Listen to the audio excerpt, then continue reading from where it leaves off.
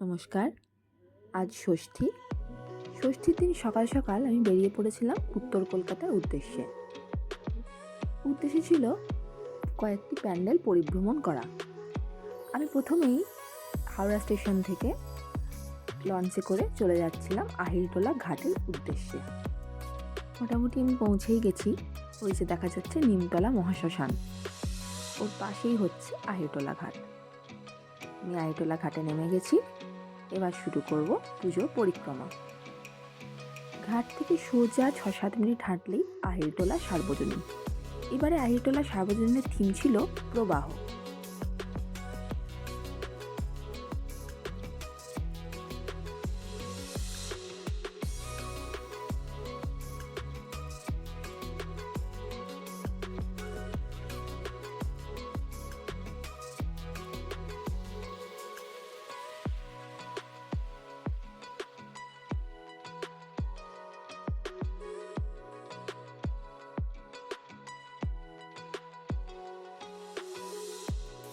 ওখান থেকে বেরিয়ে বিকেপাল এভিনিউয়ের ওপরই আরেকটি পুজো, আহিরটোলা যুবকবৃন্দ।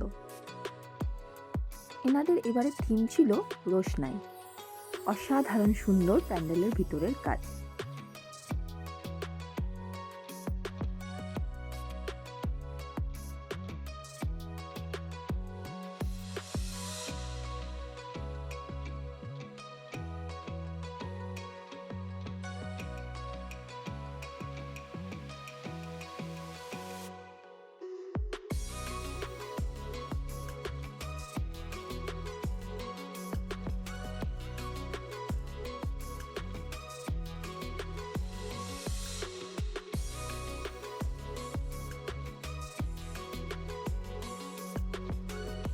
ওখান থেকে বেরিয়ে ঠিক রাস্তার ওপরেই বাঁ দিকেই হচ্ছে বেনিয়াটলা সার্বজনীন। এবারে বেনিয়াটলা সার্বজনীনের থিম ছিল শতবর্ষে উত্তম কুমার। উত্তম কুমারের বিভিন্ন ছবির পোস্টার চারিদিকে ছড়িয়ে ছিটিয়ে ছিল।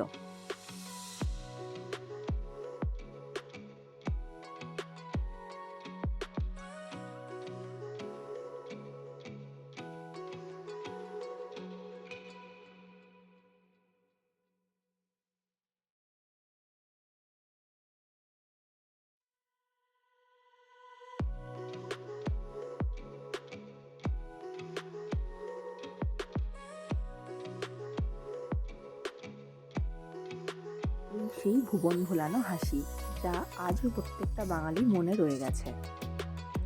আর এই হলো বেনিয়াটলা সার্বজনীনের অষ্টধাতুর মা দুর্গা। এরপর চলে এসেছিলাম কুমোরটুলি পার্কে।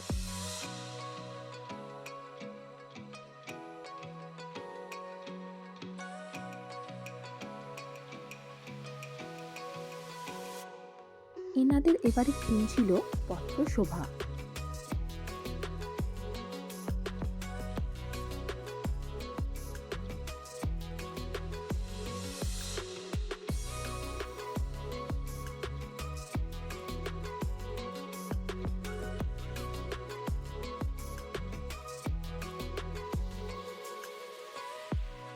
এরপর চলে এসেছি কুমোরটুলি সার্বজনীন। এইখানে এবারের থিম নারায়ণ দেবনাথের শতবর্ষ। এই মণ্ডপে গিয়ে আমি আমার ছেলেবেলা খুঁজে পাই। চারিদিকে নারায়ণ দেবনাথের বিভিন্ন কমিক চরিত্র, বাটুল দি গ্রেট, টেনিদা, নন্টে ফন্টে, সবাইকার এত সুন্দর সুন্দর কাট আউট আর তার সাথে এত সুন্দর সুন্দর লেখা চারিদিক জুড়ে ছিল।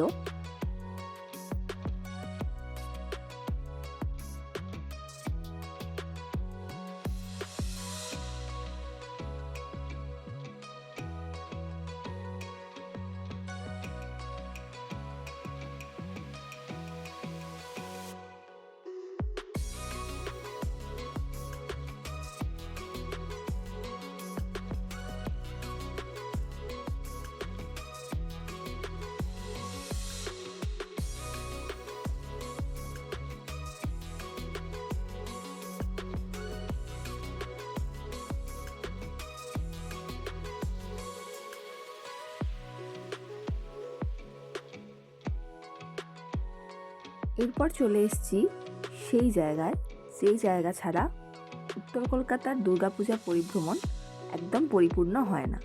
হ্যাঁ, ঠিকই ধরেছেন, বাগবাজার সার্বজনীন।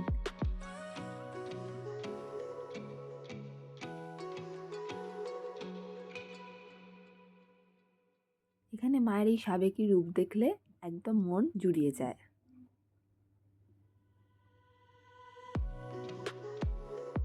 এরপর ওখান থেকে হেঁটে চলে এসেছিলাম জগৎ মুখার্জি পার্কে। এবারে এনাদের থিমটা খুবই গুরুত্বপূর্ণ এক বিষয়, এআই আশীর্বাদ না অভিশাপ।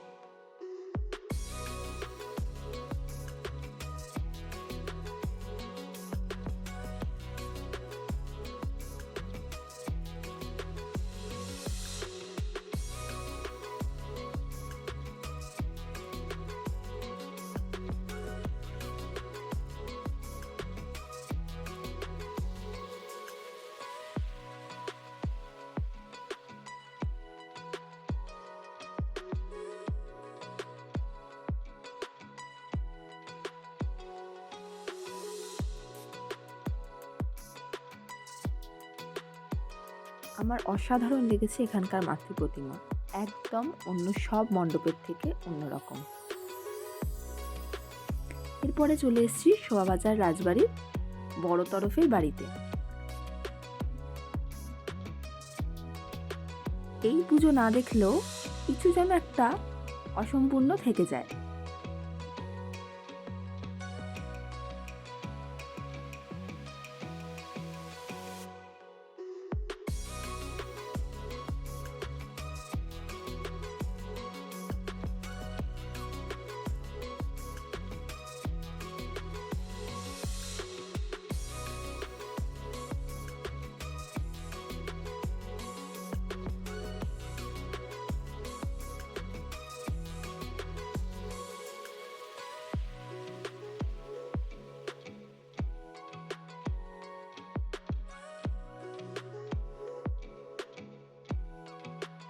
শোভাবাজার রাজবাড়ির মাতৃ প্রতিমা।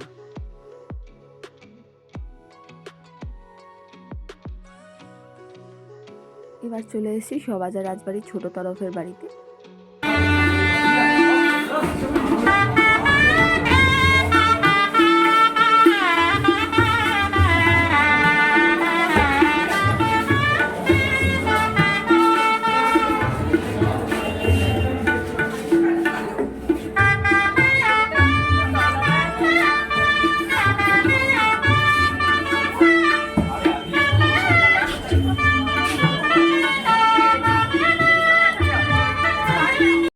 বাচ্চা ছেলেটি কি সুন্দর তবলাটা বাজাচ্ছিল, আর তার সাথে সানাই এই পুজোর আমেজটাকে আরো বাড়িয়ে তুলছিল।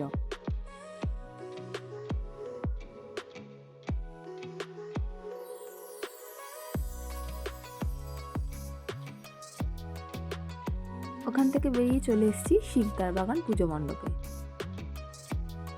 এখানে মেনলি থিম ছিল যে আমরা কাকের ঢিল ফেলে জল তোলার যে গল্প শুনেছিলাম সেটি।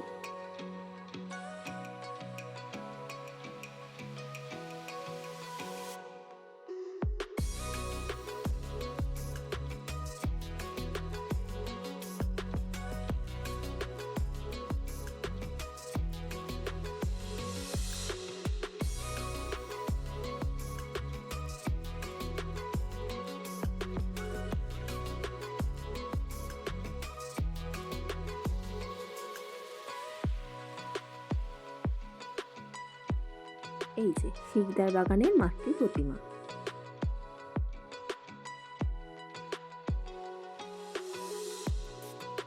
এরপর চলে এসেছিলাম নলিন সরকার স্ট্রিট পুজো মণ্ডপে।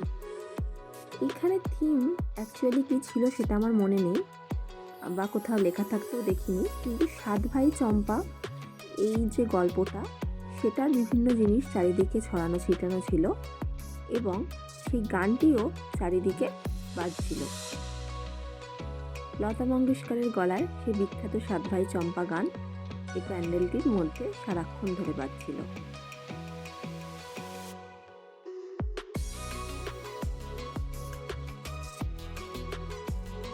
আস্তে আস্তে মণ্ডপের ভিতরে আমরা প্রবেশ করছি।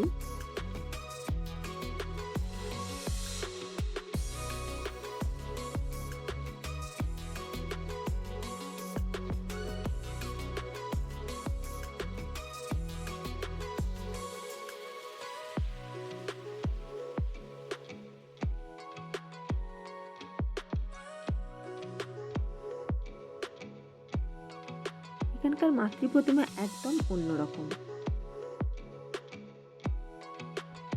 এবার চলে এসেছি হাতিবাগান নবীন পল্লীতে। এখানকার এবারকার থিম ছিল ভারত ছাড়ো আন্দোলন নিয়ে। ভারত ছাড়ো আন্দোলনের সময় কত মহিলা বিপ্লবী, কত ভারতীয় বিপ্লবী কত দেশের জন্য প্রাণ দিয়েছেন, সমস্ত কিছু চারিদিকে ফুটে উঠেছিল।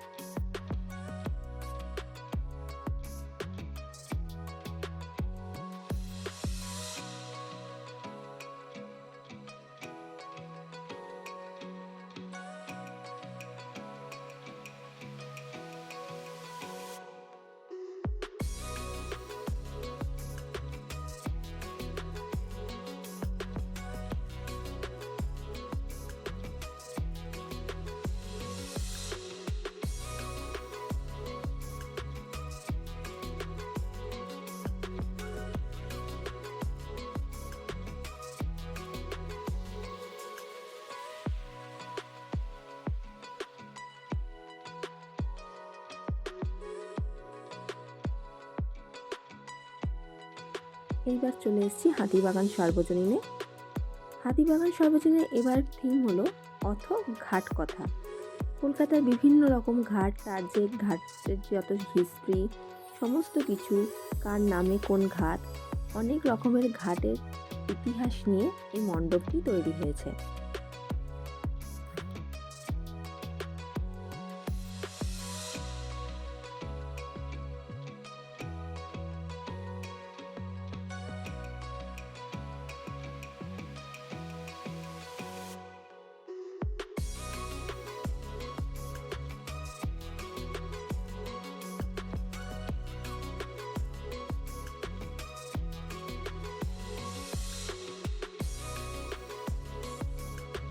এখানকার মাতৃ প্রতিমা একদম অন্যরকম। এরপর চলে এসেছি কাশী বোস লেনে। কাশী বোস লেন কলকাতার এক অন্যতম পুজো মণ্ডপ। এবারে এনাদের থিম ছিল পাকদণ্ডী। লীলা মজুমদারকে উৎসর্গ করে তাদের এবারে মণ্ডপ সজ্জিত হয়েছে।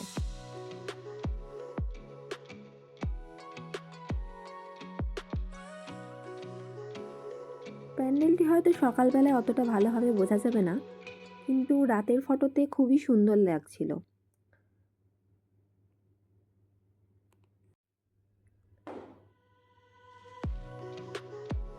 চারিদিকে লীলা মজুমদারের লেখা বিভিন্ন উপন্যাস, গল্প, সমস্ত কিছুর কাট আউট। প্রতিমা অনেক দূরে, তখন পুজো হচ্ছিল বলে সামনে যেতে দেওয়া হচ্ছিল না।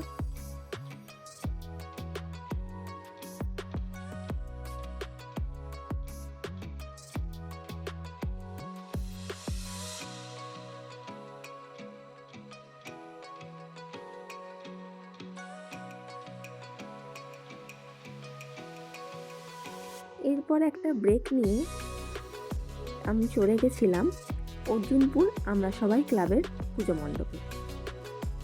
এবছরে ওনাদের থিম ছিল মুখোমুখি। সারা কলকাতায় ওনাদের পোস্টার, ব্যানার সব কিছুতে ছেয়ে গেছিল। তাই এবারে প্যান্ডেলটি খুবই হাইপ করেছিল। ভিড় দেখেই বুঝতে পারছেন কতটা মানুষের কাছে পৌঁছেছে বার্তাটা, কতটা প্রচার পৌঁছেছে, যার কারণে এই ভিড়। থিমটার মানে বা অর্থ কিছুই আমি বুঝতে পারলাম না, মুখোমুখিটা কী বা কিসের জন্য। আমার মনে হয় থিমটা আর একটু ক্লিয়ার হওয়া প্রয়োজন ছিল।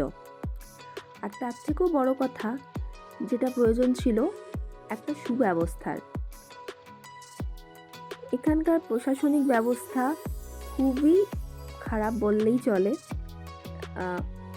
যেখানে পার্কিং করা হচ্ছিল সেখান থেকে অনেক দূর গিয়ে এই মণ্ডপটি দেখতে হয়তো ভালো লাগছিল, ভেতর থেকে কিছুটা, কিন্তু যেরকম ওনারা প্রচার করেছেন সেই অনুযায়ী এই প্যান্ডেল আমার মনে সেরমভাবে দাগ ফেলতে পারেনি।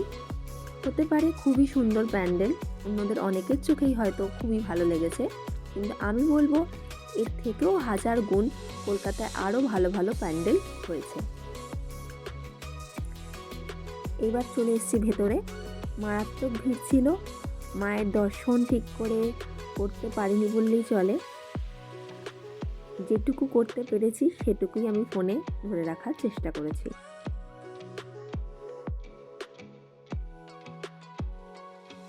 এবার চলে এসেছি দমদম পার্ক ভরত চক্রে। এই প্যান্ডেলটির ছবি ভিডিও আমি এতবার দেখেছিলাম, সেই দেখেই এটা দেখতে আসার আমার ইচ্ছে হয়েছিল। ধীরে ধীরে ভেতরে ঢুকছি, এখানেও প্রচুর ভিড় ছিল, প্রচুর লাইন ছিল। ভিড় ঠেলে ঠেলে কোনো মতে একটু একটু করে আমরা ভেতরের দিকে ঢুকছি। ভেতরটা অসাধারণ দেখতে লাগছিল। আমি জানি না ফটোতে বা ভিডিওতে কতটা সুন্দর লাগছে, কিন্তু আমি নিজের চোখে যেটা দেখেছি সত্যিই অসাধারণ লাগছিল ভেতরটা।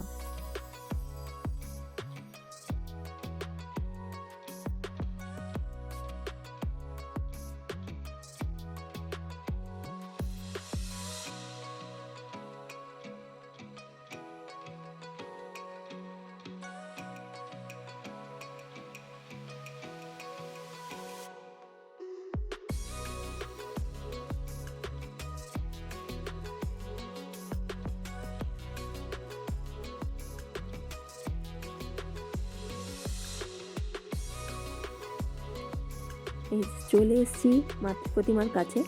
অসাধারণ সুন্দর মাতৃ প্রতিমা, আর এত সুন্দর ফিল হচ্ছিল এই জায়গাটা এসে যে বলে বোঝানো যাবে না।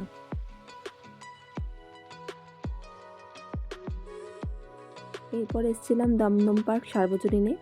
আস্তে আস্তে তখন সন্ধে হয়ে আসছিল, তাই মানুষের ভিড় আস্তে আস্তে বাড়ছিল।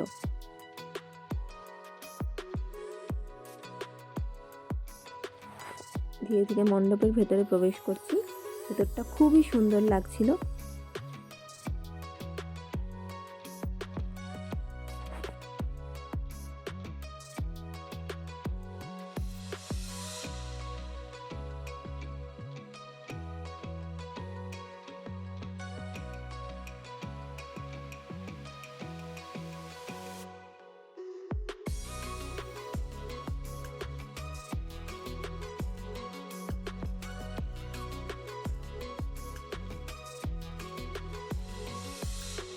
এই হলো মাতৃ প্রতিমা। উত্তর কলকাতা পুজো পরিক্রমা যেখান দিয়ে শেষ করলাম জোড়াসাঁকো দাবাটি। জোড়াসাঁকো দাবাটিতে কথিত আছে মা গয়না পরতে আসেন। এখানকার মায়ের রূপ সত্যি সবাইকে মুগ্ধ করবেই।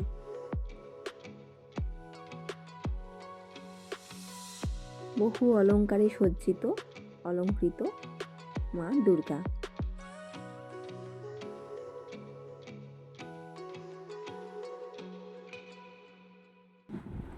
এর পাশেই শিবকৃষ্ণ দামহাশয়ের বাড়ি।